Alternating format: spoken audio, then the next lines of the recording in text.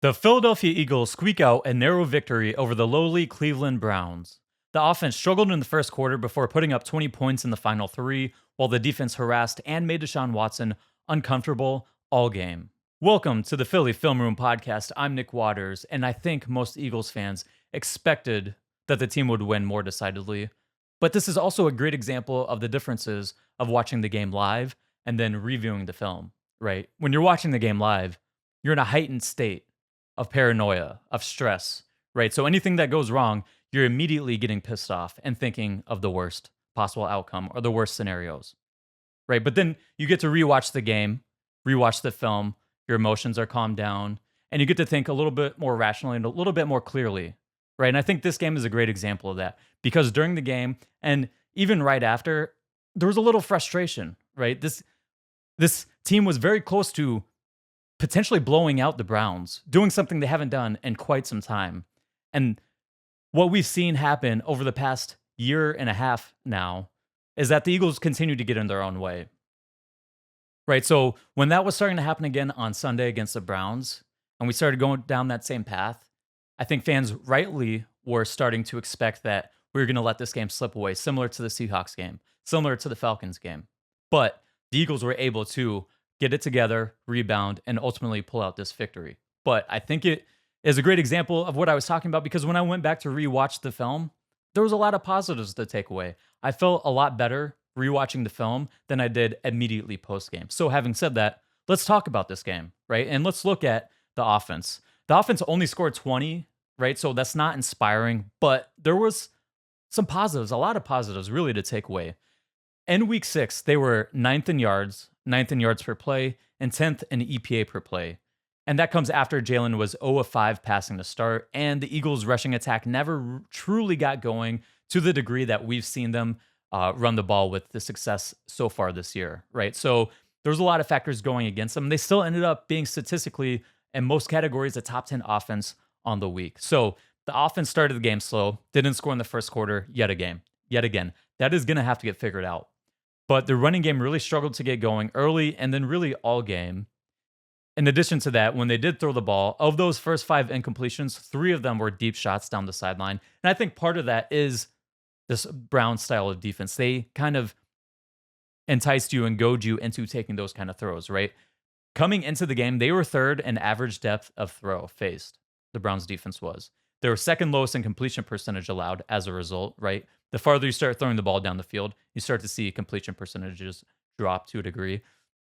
Their completion percentage was less than 60% coming into the game, so very low.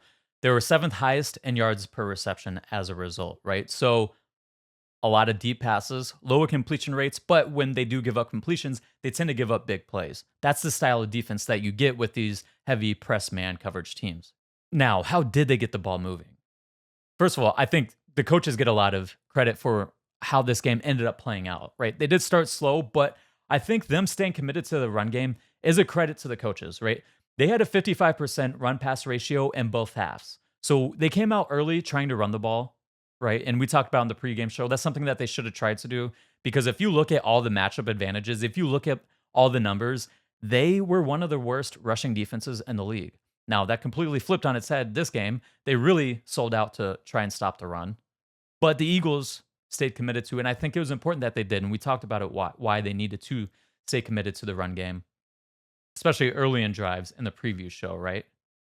And the big reason for that is to wear down that pass rush. We talked about how this pass rush is one of the best pass rushes in the league. They have one of the fastest get-offs in the league, right? So being able to wear them down, get them tired, and then get into your drop back passing attack is what I thought should have been the game plan. And that's really what happened in this game, right? It worked to a big degree. It slowed down their pass rush and get off time. Their get off time was, I think, second lowest of the entire season. And really, if you look at their past 3 games, in each of those games, every team has run the ball more than they threw the ball. And each of those games, the Browns have had their lowest get off time when they were rushing the passer, right? You look at their first 3 games when the teams threw the ball more than they ran it. So when the pass rush got to pin their ears back and get off the snap quickly and didn't have to worry about the run game quite as much and weren't getting worn down by the run game quite as much, their get off time was much faster, right? So I thought that was a good strategy by the coaches. And I'm appreciative that they stuck with it because they were struggling to run the ball. We look at what happened last year against the Jets when they struggled to run the ball early in the game. They kind of abandoned it and they got into a very pass happy approach, and it became an issue, especially once Lane Johnson went down and the Jets pass rush was really getting a lot of pressure on Jalen Hurts. The Eagles coaches this year, I think they learned from last year. They said, we're going to stay committed to the run game, even though it wasn't hitting a lot of big plays. It didn't allow them to get behind the sticks too often, right? And it helped to wear down that Browns pass rush. And that Browns pass rush only had one sack, and that one sack came on a whiffed block, right? So, and that defense really got worn down by the end of the game. And you can see it start to play out when they started hitting these big shots. When you start getting these drag routes that go for 40-yard touchdowns, that is a result of a defense being tired from being worn down over and over and over throughout the course of the game. Now, in addition to that, they stopped throwing deep every time they did pass, like they were doing early in the game. I don't know if this was something that the coaches had to go through and adjust. I don't know if maybe Jalen was checking at the line of scrimmage because, listen, when you see A.J. Brown outside one-on-one and there's no safety help over top, you're going to get times where you're going to check into those plays, right? It's just, there's a certain percentage of times you need to check into a go route to A.J. Brown. Now, does it need to be three of your first 5 passes of the game? I don't know about that. I think at least one of those plays was a called design play. It was very much we have an option to go this side of the field unless we have AJ one-on-one on the backside, and then we'll take a shot. So, right, it's not all one or the other. That's why it's kind of hard to, distinguish where some of the issues are with the offense. Are some of the issues Jalen related, or are they coaching related? And are some of them tied together, right? Certain players have certain playing styles. So coaches build their playbooks based on the players' playing styles, and all of that kind of builds them together, right? So when you're not in the locker room and you're not in the meetings and to know, is Jalen checking on those plays or were those called plays at the line of scrimmage? We don't know. But the thing is, they got those issues corrected because once they started sputtering out on those early drives, they came back and changed up their approach. They went to a lot more quick passing concepts, right? So they ran some mesh concepts. Mesh concept was a play that worked, was the play that ended up being the touchdown that Devontae scored on that ultimately had the Eagles take the lead and win the game. And it was a play that Eric talked about in the pregame show that we expected that they were going to run a good amount of mesh just based on the fact that that is one of their favorite play calls against teams that run a lot of man coverage. In addition to that, they created some explosive plays, one in particular on an easy throw, a play action bootleg to the flat. No one within 10 yards of Grant Calcaterra when he catches the ball, and he shows off his athleticism and makes a big play happen, right? So he shows why they have kept him on the field despite the fact that he's been getting thrown around as a blocker, right? He's making his impact, at least for one game.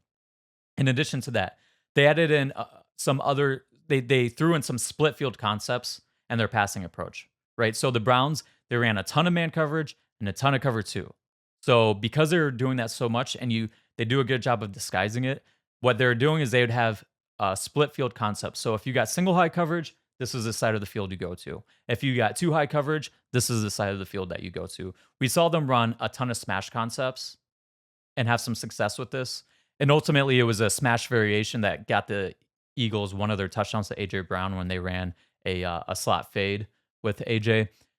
In addition to that, on their backside, they would often tag a seam curl flat route, which is a great cover 3 or single high beater, right? So they gave Jalen options. You got one side for one coverage, the other side for the other coverage. And I thought that really worked out in the second quarter and really the second half of the game. In addition to that, their quarterback designed runs really were working, and it helped them to stay ahead of the sticks in the game where Saquon Barkley just was not able to get going.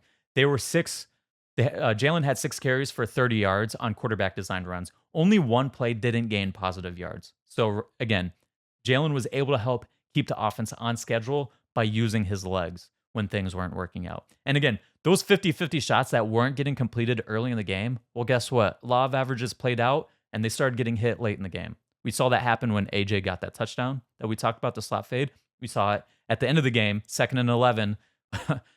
Questionable decision-making, questionable play call, ultimately ends up working out. But those 50-50 plays, they'll start to hit at some point in time. And when you look at the averages of how often the Browns give up those completions, It hit it at about the rate that you'd expect those plays to, right? So ultimately, this offense was on the cusp of scoring 27 plus points, right? So it's as frustrating as it was to only score 20 points, they really should have had 27 plus. And really, if they had gone up 17 points at halftime, this game could have been completely different. Because then what happens? You come out at halftime, the Browns have to get into more of a drop back passing attack, right? That further forces them into a one-dimensional approach, which allows your pass rush to continue to shine, which we'll get to in a minute, right? But let's talk about the end of half sequence because it was a pretty tough one, especially for Saquon. Obviously, we had that play where he ran out of bounds. That's just a play he has to know the situation. He has to know that they have the timeouts. Time is not the enemy right now. The enemy is getting the first down, right? You have to get that new set of downs. That was the biggest objective of that down right there, right? So he failed the objective right there. Then the very next play, he whiffs on the block. We'll get to the decision making in a second about whether they should have ran a sneak or not. But at the end of the day, whatever the play that was called, the players need to go out there and execute it. Saquon just did not do a good job. And it is compounded by the fact that Devontae Smith is running wide open for a touchdown. Jalen's looking at him, but he doesn't have the time to get the ball to Devontae because of the whiffed block. They had the numbers to get this blocked up right, but bad execution leads to a bad play, a field goal that ultimately ends up getting blocked. Now, should they have sneaked it, right? Because I think we're very much a results-based fan base, and it's just human nature, right? No one really said anything about that second and 11 questionable play call at the end of the game because it got completed. But if it was incomplete, we would be talking about that. That would be the lead of the show, right? So when the Eagles don't get the first down at the end of the half, right, when they decide to pass the ball and it ends up a sack, I think we, again, results-based approach, we start saying, oh, well, why don't you just sneak it? It's a guaranteed first down. And yes, I do agree that they should be sneaking on a large majority of their 3rd and 1 plays. But if you have to get in a situation, if you're saying we have to sneak the ball every single time we get into 3rd and 1, you're neutering the offense. You're taking away one of the best benefits of being able to have those automatic 1-yard tush pushes, right? Because when you get to 3rd and 1, if you know you can get 4th and 1, then that allows you to be aggressive. And it allows you to be aggressive in a way where what happens on 3rd and 1? Oftentimes, defenses play man coverage almost universally. They get up in your face, play press man coverage, no safety help over top. They usually play with one safety deep, right? Because they have to load the box because it's 3rd and 1. They got to put extra guys in the box. What does that give you? That gives you one-on-one with A.J. Brown, one of the best one-on-one receivers in the league. But if you're sitting there saying we can only quarterback sneak it on 3rd and 1 so we can make the fans happy, well, then you're taking out that big opportunity. So sometimes it doesn't work out. But at the end of the day, 30 seconds left in the game, or 30 seconds left in the half. I don't mind the play call that they did there. It didn't work out, right, because of execution. But one block gets made. That one block gets made. Devontae is running wide open. And we're not even talking about this whole scenario. We're just talking about how they made a great play call, how they made a great adjustment to beat cover 0 blitz that we've talked about all offseason long, right? So it's a little frustrating when things work out like that, but I would run that play back. I thought it was a good play call, and I thought it was a good decision. You just got to execute better sometimes. Now, we do have to talk about injury concerns because they did have a number of players go down with injury on the offensive side of the ball. Dallas Goedert was injured on the first drive of the game. He left early with a hamstring injury. Jordan Mailata left late with a hamstring injury. Not too much word out about Goddard's injury and the severity of it right now. It appears Mailata is going to be missing a few weeks. We'll see what that looks like. He did not look good hobbling off the field. And I will say, I've dealt with hamstring injuries in my career. We've seen a number of people deal with hamstring injuries throughout their career. I'm obviously not 380 pounds. Hamstring injuries generally don't cause you to have to walk and hobble the way that Mailata was walking. So that does give me some pause and some concern that maybe this is a little bit more serious than they're leading on.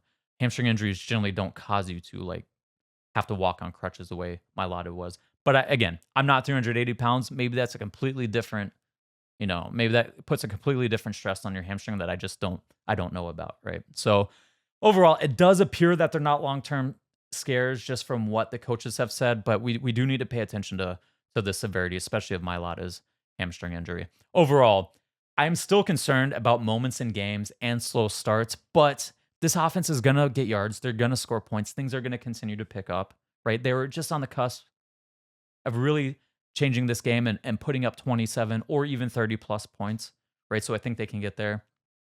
And there was a lot of stuff to build on in this game. At the end of the day, the Browns allowed the second highest EPA this season against the Eagles.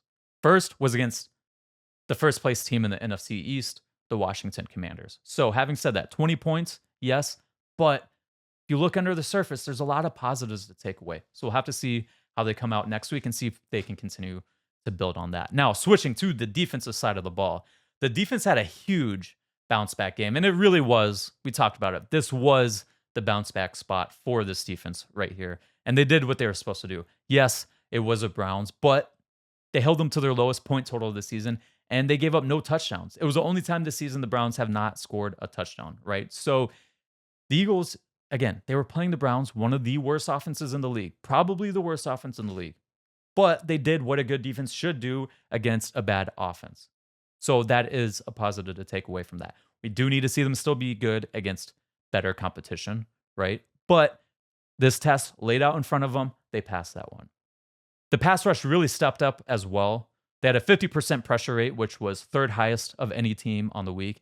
Their 5 sacks was tied for most of the week. And they had contributors all over, whether it was Jalen Carter, Moro Ojomo, Josh Sweat, Bryce Huff, Cooper DeJean, Thomas Booker, Nolan Smith. And that's just some of the guys. There was other guys that were getting pressures and affecting the quarterback as well. I want to touch on Ojomo because I don't think I have a segment in here to get back to him. I talked about it in the offseason, how we hadn't re-signed Milton Williams yet. And I was thinking Ojomo might be a reason why that hadn't taken place yet. And the more I continue to watch, I think Ojomo has made Milton expendable in terms of the future of this Eagles, in terms of his future with this Eagles organization, especially when you look at this upcoming offseason and how they're going to be pretty tight on cap space relative to previous seasons. And ultimately, at the end of the day, when you look at, and this is something I haven't really heard talked about too much, I don't really listen to other podcasts during the season, so I'm not sure if anyone's really touched on this, but coming up into this next offseason, it's really looking like the Eagles are probably going to be net losers in free agency. And when you're a net loser, that's when you can get comp picks. You cannot get comp picks if you are someone that is a net winner in free agency, meaning you're getting more players than you're losing in free agency. And there's more factors that go into it than just that, but that's the basic overall description of it, right? You have to be net losers to get comp picks. And it looks like the way this offseason is going to set up with the Eagles cap space, with how many players, core players they have locked up, there's only a few positions where you really look at and say you think they're probably going to target in this offseason. So I think Milton Williams, for that reason, they're going to end up collecting a comp pick, likely some type of comp pick for him. And Ojomo will probably take in and step in and fill in for his role next season. That's my prediction at this point in time. But moving on, we talked about in leading up to this game, how this was really the perfect setup for the pass rush, right? It was one of the worst first down offenses in the league. They had a high incompletion rate, a lot of times due to inaccurate passes, plus a high drop rate, right? They were 6th highest in drop rate coming into the game. They were 4th highest in offensive penalties a game, right? So just another thing that puts them behind the sticks. They struggle running the ball, right? So if you can't run the ball consistently, you're going to be behind the sticks, allow other teams to get pass rushing opportunities. And injuries and shuffling on the offensive line coming into the game was a major concern. So looking at how that played out, the Browns offense was 17th in yards per play and 13th in EPA per play. So was this like the worst first down performance of any team of the week? No. But the Eagles defense had consistently been one of the worst first down defenses coming into the week. So just by getting the Browns and having them be an average offense on first down, this pass rush really got to shine. Once you got them into longer down and distance situations where you didn't have to sit there and worry about a team playing and doing all their run action stuff and their play action and all their jet sweeps and motion and eye candy, you just get to worry about the drop back passing attack. We really got to see these guys shine, right? So first down, even though they were just average for the week, the pass rush really got to step up then, right? So what happens when they get even more opportunities? What about those weeks when they end up as a top 10 defense on first down? What does the pass rush look like then, right? talking about the high incompletion rates and the drop passes, they had one drop in this game, and they were eighth in completion rate. So it's not like they had a lot of incompletions, but they were 19th in on target percentage, right? So that affects your ability to create or catch the ball cleanly, or also create yards after catch, right? Because if you're having to stop and twist and turn to and slow your momentum to catch the ball, you're not catching cleanly and catching on the move. In terms of penalties, they had 7 this game. They were averaging just a little over 8 coming into the game. Now, in terms of injuries on their offensive line, they were already down their starting center and their starting right guard coming into the game. And then their backup center goes down. So then their backup right guard has to slide into center, and then their third string right guard slides in to start and slides into play, right? So this all set up for the Eagles pass rush to come alive. What we talked about leading into the game, you want to see more unblocked pressures, you got to get to more long down and distance situations. So you can run more stunts, so you can run more of these creeper and simulated pressures and just straight up blitz looks. And the Eagles did that. They got a number of unblocked sacks and pressures all game. And some of the stuff that we talked about this offseason that we are really hoping to see, such as their stunts, started to show in this game. There was a really nice interior stunt between Brandon Graham and Jalen Carter in this game. And it's one of those plays where it makes you see that and you're like, oh, okay, this is something where if they can keep that up, it's going to be a play that shows up over and over and over again. It ended up not being a sack on this play because Deshaun Watson got the ball out so quick, and he had to get the ball out quickly or he was going to take a sack, right? Because Jalen Carter was coming unblocked. But the big thing is the Dolphins, when you go back and you watch them last year in the first few weeks of the season, their stunts weren't that clean and weren't that smooth. Running stunts takes time. It takes chemistry. You're having to rely on someone else to set you up, and you have to set someone else up properly. It takes time to learn each other and how's the best way to set up and run these stunts. So as the Dolphins season progressed last year, their efficiency running stunts got better. And I expect the same to be true for the Eagles. And I think it's important that they do get better with their stunts because this is an athletic front, a very athletic front. You want to be able to run stunts with an athletic front. It allows you to be able to do more things and give you more answers to what offenses are trying to do. On top of that, not just having the unblocked pressures and the stunts and all that paid off, but individuals stepped up as well, right? So Jalen Carter led the team in pressures with 5. He had a sack as well. Josh Sweat had a sack. He was second in pressures. Bryce Huff was second in pressures. He didn't have a sack, but he was disruptive, including forcing Deshaun Watson to step up into the sack that Jalen Carter got. Now, I think we should talk about the 4-point stance conversation. I had a request to talk about this. So let's talk about it because Bryce Huff said after the game that he went to Vic Fangio and asked him if he could get into more 4-point stances. And was that really going to be the difference of whether he was a better pass rusher or not? Well, let's look at and discuss some of the differences and the reasons why he'd want to go to a 4-point stance. Number one, and we talked about it, Bryce Huff is a speed rusher. That is his fastball, is getting off the ball quickly and beating you around the edge. There's no argument. You are going to be better out of a 4-point stance than you are out of a 2-point stance. There's a reason why when you watch the Olympics, you see every single sprinter get down into a 4-point stance and not a 2-point stance because they're going to be fastest out of that 4-point stance when they can load up their legs, when they can load up their lower body and explode out quickly, right? So he's going to be better out of a 4-point stance than he is out of a 2-point stance. So let's look at some get off times, right? And I want to look at third down get off times. And the reason specifically to look at third down get off times is because of the style of defense the Eagles play, because they're very much a read and react style defense on early downs, on run downs. They don't get off the snap quickly. And you can see that in their get off times. They're one of the slowest teams in get off time on first down. But when you look at third down get off time, that's when you start to see how fast can these guys truly get off the ball. In 2022, Bryce Huff, his get off time was 0.67 seconds. I think that was first or second in the league. And I'm pretty sure that's one of the fastest times that's been recorded. In 2023, his get off time was 0.72 seconds. In 2024, his get off time is 0.76 get off seconds. In week 6, when he moved to more 4-point stances, his get off time on third down was 0.69 seconds. You know what's important about this too? Josh Sweat was also more 4-point stances.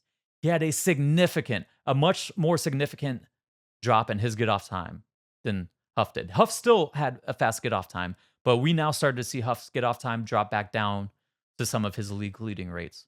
But Sweat, his get off time in some of the games had been around zero point 0.9 seconds on even on third down. It was 0.73 seconds in this game. So getting into 4-point stances is not only going to help Huff, it's also going to help Sweat. And it's important for both of those guys because they've been better out of 4-point stances throughout their career. And what I think is so great about seeing them get into more 4-point stances is the fact that Vic Fangio listened, right? Some coaches would say, no, this is what we do. This is our style. But Fangio listened. That's the mark of a good coach, right? That's the mark of a good coach to listen to your players and say, hey, this is a play style that I think I would be better at, and listen and adjust to it. Now, sometimes there are things he won't budge on, right? Apparently, Jalen Ramsey wanted to press more last year with the Dolphins, and he didn't get to do that. And that was a big issue for him. So there's some things he won't budge on. But I do like that Fangio listened and adjusted some of his how he's allowing the players to play, right? But in addition to Huff and his pass rush issues, there's other issues. It's not just the 4-point stance, right? Because his get off time, 0.76 second get off time, is still a very fast get off time. That is fast enough to be a good pass rusher, right? But he's just facing more attention than he did before. I went back and looked at a 3-game sample of 2023. I just picked a random 3 games. I started at week 10, looked at week 10, week 11, week 12, looked at all of Bryce Huff's pass rush snaps in those games, and looked at how many times was he directly chipped. He was chipped 6 times. He got chipped more than that in the Falcons game alone. And that was just on obvious passing downs, right? So third down and like 2-minute and end of game situation. That was it. So he's facing more double teams. When you are facing more attention, there's an adjustment period. You have to learn how to beat and adjust your pass rush when you are facing chips and double teams and extra attention, right? You're going to have to learn to adjust. So I think he is starting to do that as well. You can see some of that on film. But he's also just having to deal with some of the same environmental issues that the rest of the pass rush has been having to deal with. Jalen Carter didn't get his first sack until this game either, right? And we talked about how he was one of the best interior pass rushers last year as a rookie. So some of this stuff is environmental. Once you see the team get into more situations like we saw against the Browns where they're winning on early downs more often, you're going to see the pass rush come alive. You'll see Bryce Huff start to come alive as well. And I think it really would behoove them to focus the pass rush more around Huff. I'm not saying exclusively, but he is a weapon if you can figure out how to get him going, right? And we saw this play out on something that I've been calling for the past several weeks when I've seen that they've been giving Huff so much attention, is to run an ET stunt where the defensive end is the guy that penetrates and slants inside first, and then the defensive tackle loops back around for contain. The reason why this would really help Huff is because he's a speed rusher. People are trying to stop him from getting to the edge. So that opens up the inside more often, right? So that's a risk, though. If you want to take the inside, if the offensive line is going to give you the inside, you're opening up scramble opportunities. But if the defense coordinator protects you by running a stunt and allowing you to have that inside lane and then looping the defensive tackle out back around for contain, that will help Huff not only get more pressures when he does run those twists, but it will cause that offensive lineman to have to pause and think and not be able to just get out there and try and take away that edge nearly as much. We saw that play out this week on a play where they ran an ET stunt. Huff won cleanly.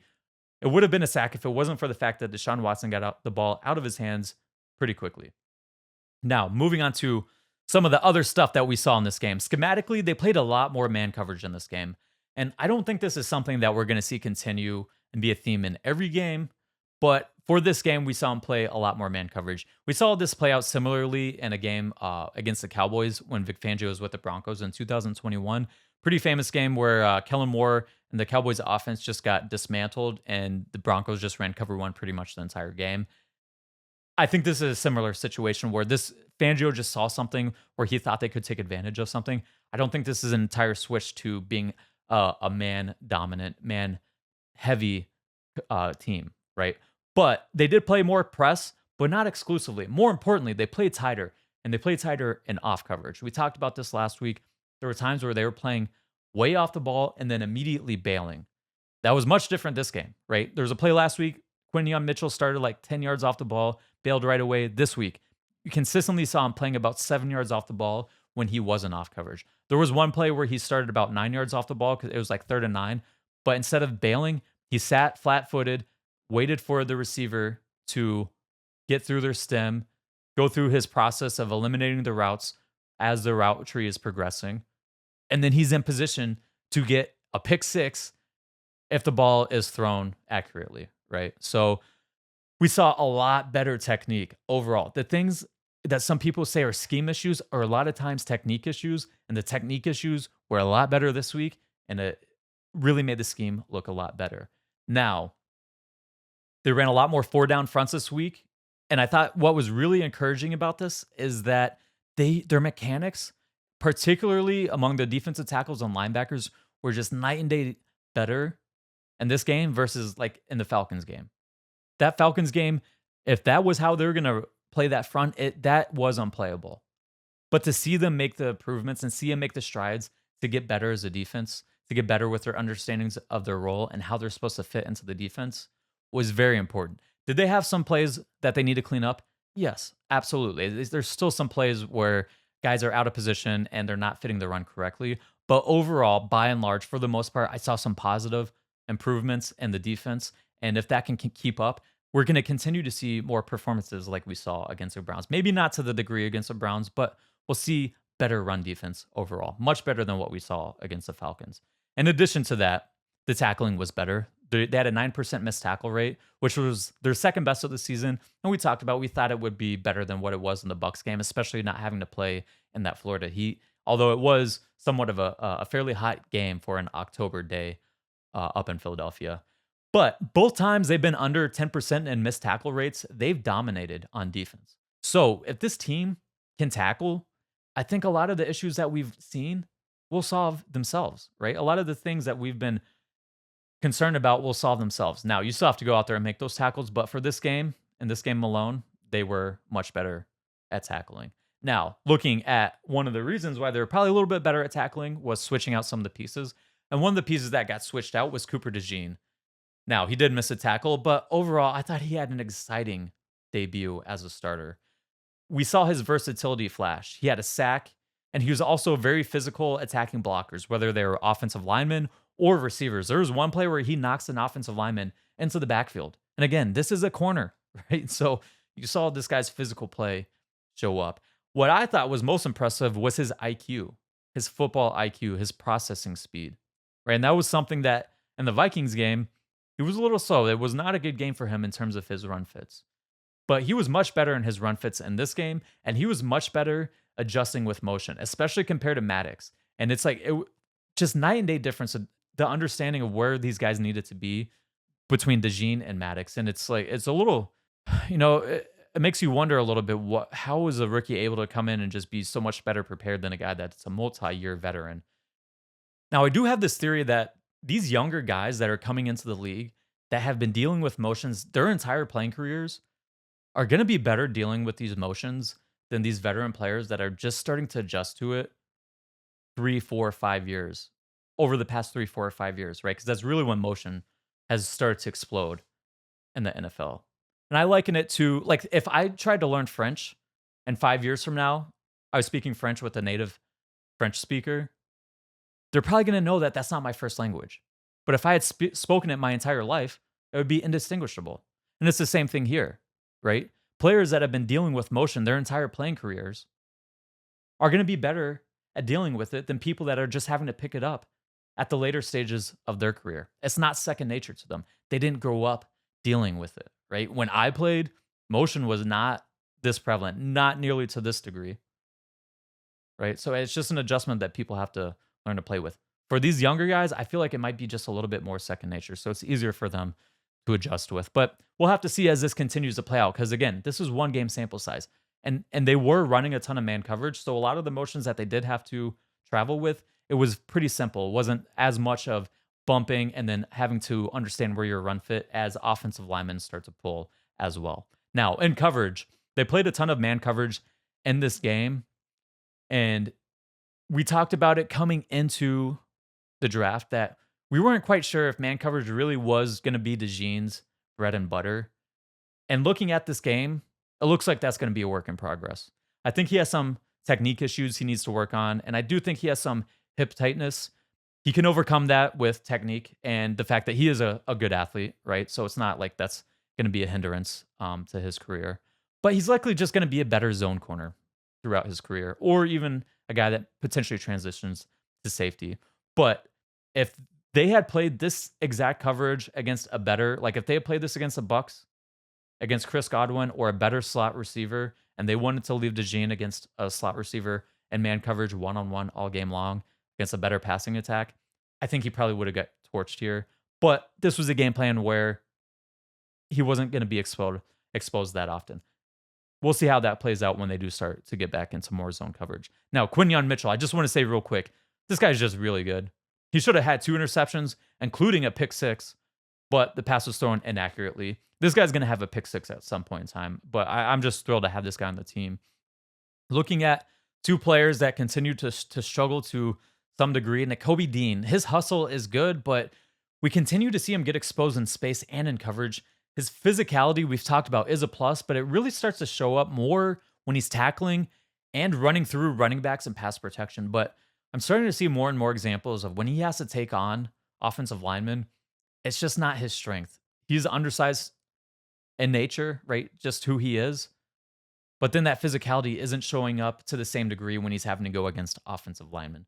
Chauncey Gardner-Johnson, his struggles continue. He had a couple of blown assignments in this game in coverage, which continues the theme. I think his eye discipline, this is something that I've started to notice as well. His eye discipline has to get better in coverage.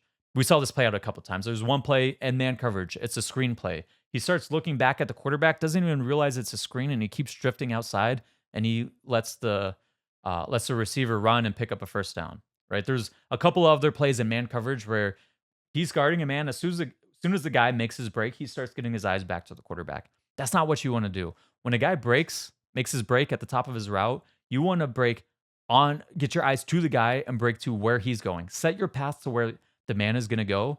Take your first 2 steps that direction, and then get your eyes back to the quarterback. You're going to set your path on the proper angle. You're going to be faster breaking when you're looking at the guy, not back at the quarterback. And you're just going to play faster and better overall with better eye discipline. So I hope we can see that improve over the next few weeks. But again, with this defense, we have to talk about injuries like we did with the offense. Darius Slay ended up getting hurt with an injury this game. Looking back on the film, it looked like there was a play where he hyperextended his knee. On film, I haven't seen any word yet about Slay's injury. I don't think it's probably going to be something that is long-term, but it is an opportunity for the young guys and for the young corners to step up. Overall, I'm not that concerned because we've talked about in previous episodes, when we talk about some of the adjustments that needed to be made to the defense, I wasn't so sure that Darius Slay wasn't one of those guys that might need to get rotated out. So this is an opportunity to find out, is this defense better rotating and putting someone else in there next to Quinyon Mitchell at corner? But the biggest thing that we want to know from this game is, can they keep this up? Right? Because this dominant defense, this dominant attack right here was great in a 1-game sample size, but it's against the worst offense in the league. They did what they should do against the worst offense in the league. But the fact of the matter is, that doesn't mean it's going to carry over when they play good offenses. So can they keep it up? The answer is, I don't know. I can't give you a definitive answer, but they are taking positive strides. And that is just the natural progression of learning a new system. Once people understand their roles better, they're going to be playing faster, more confidently, and just better, right? It had just been really tough to watch this defense over the past few weeks, especially looking back at how the Dolphins defense had played for much of their games when they were healthy last year. It was just completely different defense, right? It wasn't enjoyable to watch the chess match play out when the other team is playing with a full set of chess pieces, and we are too, but all of our pieces keep acting like they're pawns and only moving to one square and not knowing what positions that they can move to. But once they know what roles and what positions and what moves that they can make, then it's a lot more fun watching that chess match play out. I think Fangio is showing his worth and the fact that adjustments have been made and they are getting better, right? We talked about it with allowing these guys to move into 4-point stances, right? But some of the technique issues we've seen get cleaned up, right? Like with Quinyon Mitchell, tightening up when he's in off coverage. That's a credit to the coaching staff and seeing what an issue is and troubleshooting the issue. That is what coaching is. That was a good job by them right there. Right. But there's still some things to clean up. There's a couple blown coverages and blown assignments. Some of it was when you had those corners rotate in later in the game. But those are things that do need to get cleaned up. In addition to that, the adjustments are having positive impacts, right? We talk about DeJean getting to start over Maddox. I think that had a positive impact.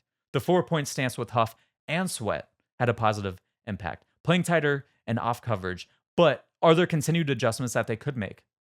Like with Slay, we talked about with Slay. Is there a better corner that they could put in? He's having issues and crack replace. We've seen a number of issues and their run defense directly related to one particular player. If you switch that out, is that those issues taken care of? What about with Sidney Brown back? Does he fix some of the issues that they've been having to a degree in other areas? What about a rotation at linebacker? Kobe Dean has shown some of his issues on film, and they continue to show up. Is this a situation where potentially we start to rotate guys in? What about on third downs? Do we get someone with a little bit more juice to play in coverage? Or do they start to rotate and play more dime? We saw some dime in this game. Do we see more dime when Sidney Brown gets back? Maybe he can be your pseudo linebacker in those situations. So I think that they're going to continue to make adjustments. I think the defense will continue to improve. And at the end of the day, we've seen flashes of dominance in 2 separate games now. And we've seen flashes of dominance even in the games when they were not playing up to their best. We've seen flashes of dominance from individual players. We've seen plays like from Quinyon Mitchell multiple times, multiple games where he should have had an interception. Those turnovers will come. Reed Blankenship has gotten his hands on a number of passes already in this young season. Jalen Carter has looked very hard to stop when he does get more pass rush opportunities, more obvious pass rush opportunities. A lot of people hate on Jordan Davis for his lack of pass rush ability, but he's still a good run defender. So there have been flashes of dominance from a number of players on this defense. So when they start to play together and start to play better, I think this can really start to become a team and a defense that gets much closer to the average unit. And maybe we start to see a team that starts to fight closer to that top 10 unit because they have some talent. You look at this defense talent-wise, piece to piece, from this year to last year, they were much better in a number of positions. Once they start playing together like they did against the Browns, and once they start getting even better than what they did against the Browns, because there was a number of areas still to clean up, right? But we start to see how this defense can become a pretty good unit. So, having said that, I think the defense can get better. I think the offense can get better.